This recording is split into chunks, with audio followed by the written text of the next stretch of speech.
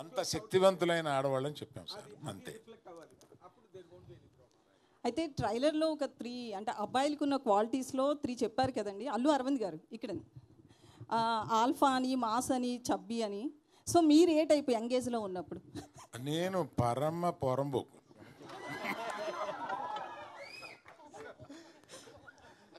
చాలా ఒక్క మాటతో చెప్పాను.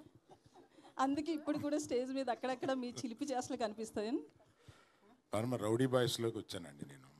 అలా పెరిగి వచ్చి ఆ తర్వాత అది కరెక్ట్ కాదేమో అనుకుని ఇక్కడ సెటిల్ అయ్యి పెద్ద మనిషి అయ్యి ఇప్పుడు పెద్ద మనిషి వేషాలు వేస్తున్నాను అంతే. అరవింద్ గారు సార్, ఒక సీనియర్ ప్రొడ్యూసర్ మీరు, అలాగే డిస్ట్రిబ్యూషన్లో కూడా ఒకప్పుడు యాక్టివ్, ఇప్పుడు కొంచెం తగ్గిన డిస్ట్రిబ్యూషన్లో మీకున్న ఎక్స్పీరియన్స్ గురించి చెప్పక్కల ఎగ్జిబిటర్గా కూడా ఉన్నారు.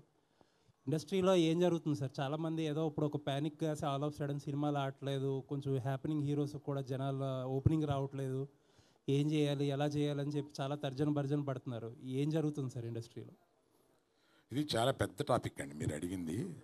నేను మాట్లాడటం మొదలు పెడితే అది ఒక 20 నిమిషాలు మాట్లాడాల్సి వస్తుంది. ఇంకో సందర్భంగా మాట్లాడతాను. మీకు మట్టుకు మీరు అడిగిన దానికి చిన్న బ్రీఫ్గా చెప్తానండి. మనకి కోవిడ్ వచ్చి అదృష్టం వల్ల దురదృష్టం వల్ల ఓటీటీ అనే దానికి అలవాటు పడ్డాం. ఆ ఓటీటీ దానికి అలవాటు పడడం వల్ల వచ్చిన ఇబ్బందులు ఇవన్నీను. కాకపోతే మార్పుని ఎవరు ఆపలేరు. ఓటీటీ అనేది వచ్చిన ఒక మార్పు, ఆ మార్పుని ఆపలేరు. ఆ మార్పుని మించి సినిమా థియేటర్కి రావడానికి సినిమా చాలా బాగుందిరా అని అంటే తప్ప సినిమా థియేటర్కి రావట్లేదు. కనుక చాలా బాగుంది అని అనిపించడం దర్శకులది నిర్మాతలది వాళ్ళ బాధ్యత. జనం రావడానికి రెడీగానే ఉన్నారు. Thank you sir. కొంతమంది ప్రొడ్యూసర్లు ఏంటంటే సినిమాలు, చిన్న సినిమాలు కానీ మీడియం సినిమాలు కానీ చాలా రిస్క్, మేము ఆ సెగ్మెంట్లో తగ్గించేస్తామని కొంతమంది అంటున్నారు. ఇంకొంతమంది ఏమో థియేటర్లో మూసుకుపోతున్నాయి, షోస్ వెళ్ళట్లేదు, కొన్ని థియేటర్లో ఫంక్షన్ హాల్స్ అయిపోతాయని కొంతమంది అంటున్నారు. ఆ 2 విషయాల్లోని గీతా ఆర్ట్స్ ఎలా చూస్తుంది ఆ సెగ్మెంట్ని?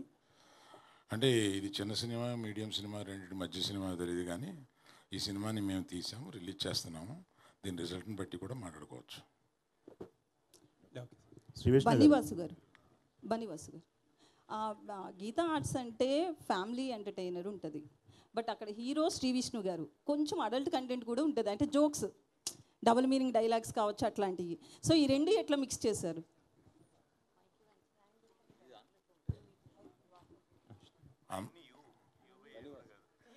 ఎవరు చెప్పినా వాసు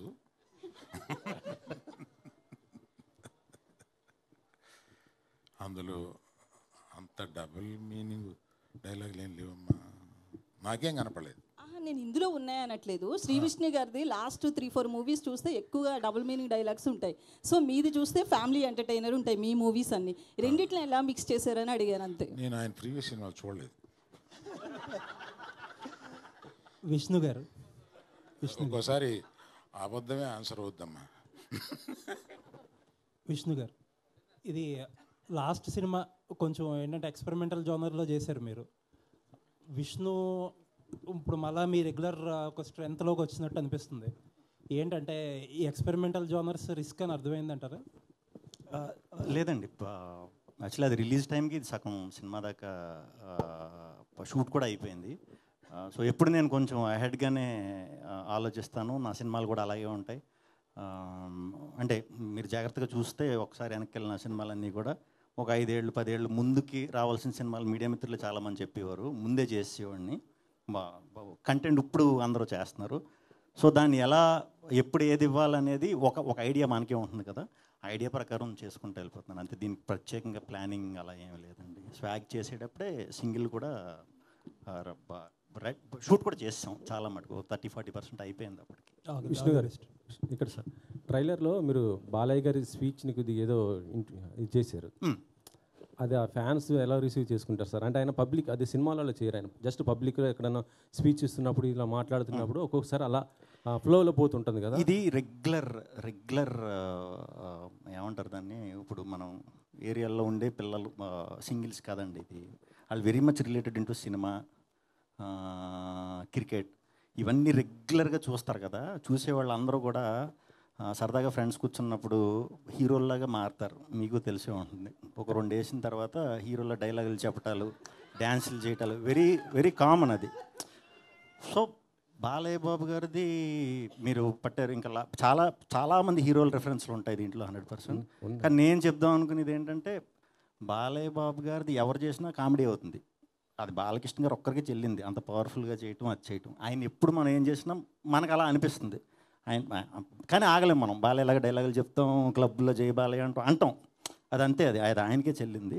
సో అలా అందరు హీరోలు, బాలయ్య బాబు గారు కాదండి, చాలామంది హీరోలు రెఫరెన్స్లు ఈ సినిమాలో ఉంటాయి. కానీ అంటే ఆయన స్పీచ్ని మీరు అలా చేయటం ఫ్యాన్స్ రిసీవింగ్ అది ఎక్కడ ట్రోల్స్ వచ్చే అవకాశం ఉంటుంది. అది ఏ స్పీచ్లో నా డైలాగ్ అని చెప్పలేదు, మీరు ఒకసారి చెక్ చేసి నాకు చూపించవచ్చు.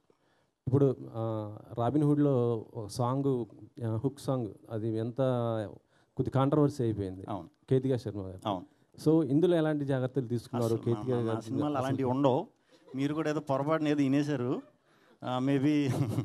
మీరు ఇప్పుడు డబుల్ మీనింగ్ అన్నారు కదా, డబుల్ మీనింగ్ చచ్చిన ఉండవు, సంస్క్రిట్ ఉంటాయి ఎక్కువ. అది చాలామంది డబుల్ మీనింగ్ అనుకున్నారు. సో మరి ఇప్పుడు సంస్క్రిట్ నేను నేర్పమంటే కష్టం. అలాంటివి ఏమి ఉండవండి నా సినిమాలు, అసలు ఉండవు. అందులో ఆడవాళ్ళకి నేను ఎక్కువ ప్రాధాన్యత ఇస్తాను, మీ అందరికీ తెలిసిందే అది. సో ఏమి ఉండవు, అలాంటి సాంగ్స్ ఏమి లేవు.